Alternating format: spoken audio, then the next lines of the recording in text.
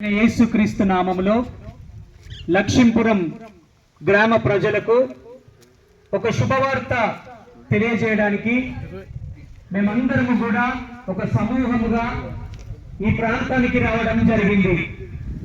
ప్రియ గ్రామ ప్రజలారా, మేము చెప్పబోయే శుభవార్త ఏంటంటే 2026 సంవత్సరాల క్రితము ప్రభువైన యేసుక్రీస్తు ఒక దైవ మానవునిగా ఆయన ఈ లోకానికి ఎందుకు వచ్చాడంటే, ప్రజలు పాపములో జీవించడము దేవునికి ఇష్టం లేదు, శాపములో జీవించడము దేవునికి ఇష్టం లేదు. దేవుడు మనిషిని ఎంతగానో ప్రేమించాడు. కాబట్టి ఆ మనిషి ఈ భూమి మీద బ్రతికినన్ని రోజులు శాంతి, సమాధానము, సంతోషముతో జీవించాలని, నెమ్మది, ఆరోగ్యముతో జీవించాలని మనిషి ఈ భూమి మీద తన జీవితాన్ని ముగించుకున్న తరువాత కూడా ఆ మనిషిని, మానవుణ్ణి తనతో ఉంచుకోవాలని ప్రభు ఆశపడ్డాడు. ప్రియ జనులారా, అయితే ఇంతలో కనబడి అంతలో ఆవిరైపోయేటువంటి జీవితాలు మనిషి జీవితము. కాబట్టి యేసు ప్రభులోనే మనకు రక్షణ ఉంది, యేసు ప్రభులో మనకు స్వస్థత ఉన్నది, యేసు ప్రభులో మనకు నిత్యరాజ్యం ఉన్నది. దేవుని వాక్యము తెలియజేస్తున్నది, ప్రయాసపడి భారము మోసుకొనుచున్న సమస్త జనులారా నా యొద్దకు రండి, నేను మీకు విశ్రాంతిని ఇస్తానంటున్నాడు.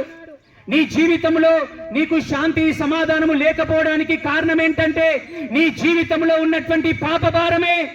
ఆ పాపము తొలగించబడినంత కాలము, ఆ శాపము నుండి నువ్వు విడిపించబడినంత కాలము నీకు నెమ్మది దొరకదు. ప్రియ సహోదరి, సహోదరుడా, అయితే ఆ పాపము నుండి నువ్వు విడిపించాలంటే ఒకే ఒక్క మార్గము. ఆ మార్గం ఏంటంటే అది యేసయ్య మార్గం. యేసు ప్రభు విలువైన అమూల్యమైన రక్తములో ఎవరైతే కడగబడతారో, యేసు ప్రభు నిజ దేవుడవని ఎవరైతే హృదయమందు నోటితో ఒప్పుకొని హృదయమందు విశ్వసిస్తారో వారికి రక్షణ భాగ్యాన్ని ఇవ్వడానికి ఆ దేవాది దేవుడు ఈ లోకానికి వచ్చాడు. ప్రియ సహోదరి, సహోదరుడా, అందుకే యేసు ప్రభు అంటున్నాడు, నేనే మార్గము, అంటే నేను తప్ప నీకు వేరే మార్గము లేదు.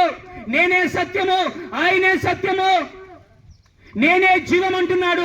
ఆయనలో జీవం ఉన్నది, నీకు ఆయనలో ఆయుష్ ఉన్నది, ఆయనలో ఆరోగ్యం ఉన్నది.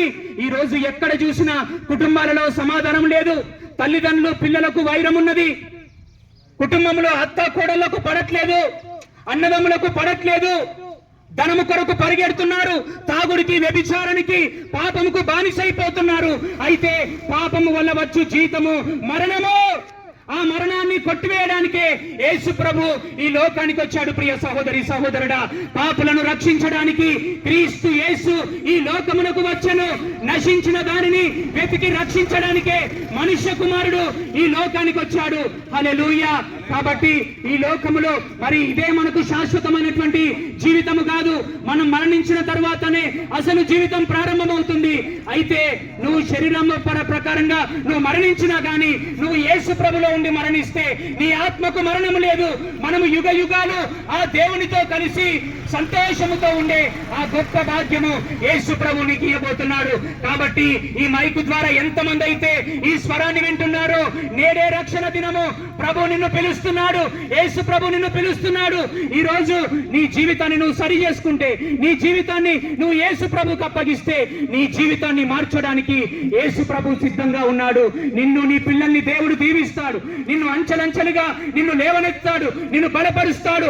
ఆ తాగుడనేటువంటి ఆ బానిసత్వం నుంచి నిన్ను విడిపించి నిన్ను పరిశుద్ధునిగా, నిన్ను పరిశుద్ధురాలిగా యేసు ప్రభు చేయబోతున్నాడు. ఇట్టి మాటలు పరిశుద్ధాత్మ దేవుడు మనందరి వినికిల్లో ఈ మాటలు ఫలింపజేయునుగాక. ఆమేన్.